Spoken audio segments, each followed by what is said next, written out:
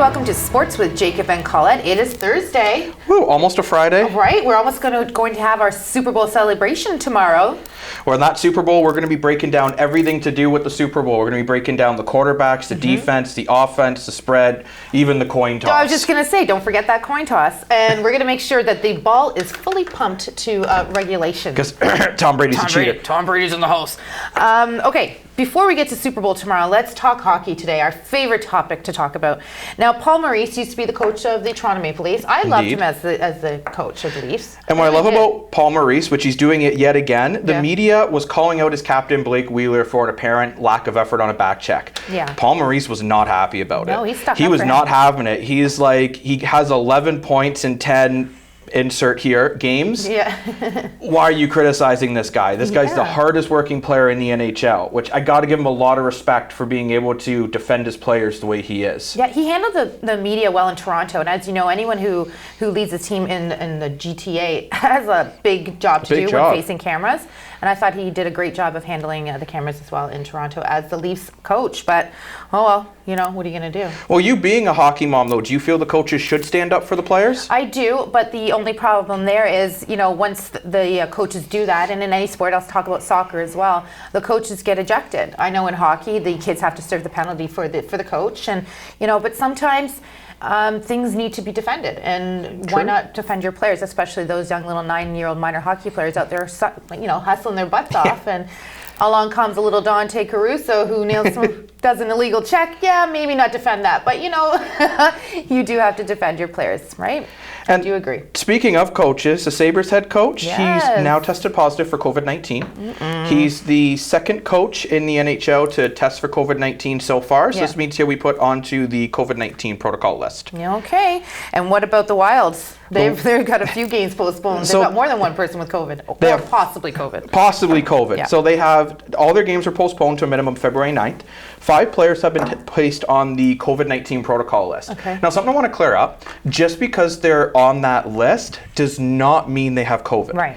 This means is they were either in close contact with somebody with COVID, or maybe they used the gym facility right after someone with the virus just used it. Okay. So all their facilities are currently closed. All 5 of those players are isolating until they all get negative tests back. Okay, just being proactive. So that's a great job on the Minnesota Wild. Now the Leafs are back in town tonight, finally. Finally. They haven't played since January 30th. I know, I'm getting withdrawals. I don't say I'm just saying to my coworkers here, like, I don't know what to do. I don't know what to do either. But they've got quite a schedule coming up, though. They do. They are playing 8 games in the next 14 days. I know. And something I'm really excited about for tonight's game, Wayne Simmons up to the second line. That's going to be great. I love seeing that. The guy has worked really hard right from the first game where he had that huge fight against Montreal. And I said, this was before the show, unfortunately, but I said that Wayne Simmons is going to be a top 6 forward by midway through this season. Oh, wow. And sure enough, there he is. Boom. Also, Nick Batan sliding his way into the lineup tonight. Yeah, that's As Sheldon Keefe said, he feels it's really important to give all his players chances in and out of the lineup. So Leafs, they haven't really stuck with the same forward group every game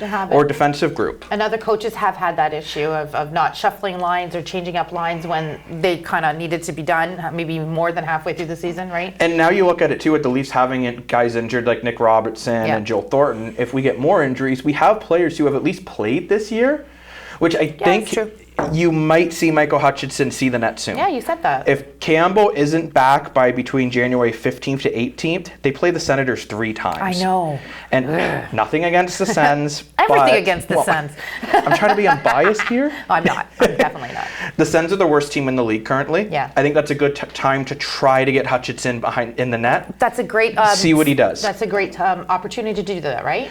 And then, too, if he plays well, he's trade bait. Yeah, true. If we don't need Now, I know the Leafs have fallen to second behind the Montreal Canadiens. Which they have been way better than I've expected. Right. Tyler Toffoli, or we may as well just start calling him Ovechkin, the way he's scoring. Yeah. It's just nuts. It is. It is.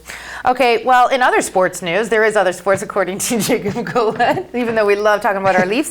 The NBA and the NBPA, they've agreed to that All-Star game we were talking about. They've agreed to play the game in March 7th in Atlanta, as the sources have been told by The Athletic. Both sides are hoping to finalize these plans ASAP. I heard as soon as this evening. Ooh, excellent. Well, we're just glad they're doing it. Exactly. And stay tuned with us tomorrow. Hopefully we'll have some details for you. Excellent. And make sure you send in your names for our show. We've got about 3 or 4 we're playing with right now, and we need those by Monday, and we're going to announce it on Monday, so don't miss a show at 5 o'clock. Exactly. We have 705 Sports updates, Sioux Sports Nets, and Sioux Sport Update. Awesome. I like them all, but we'll have to see.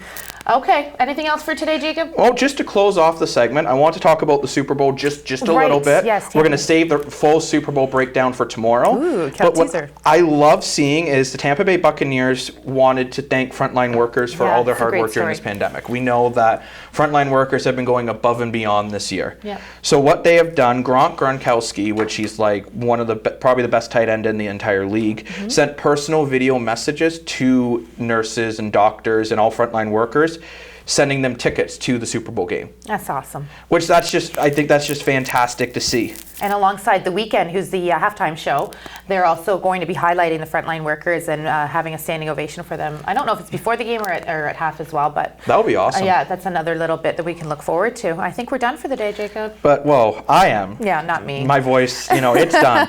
But you got to hear Colette a little bit longer. Yes, you do. We'll have more news coming up right after this.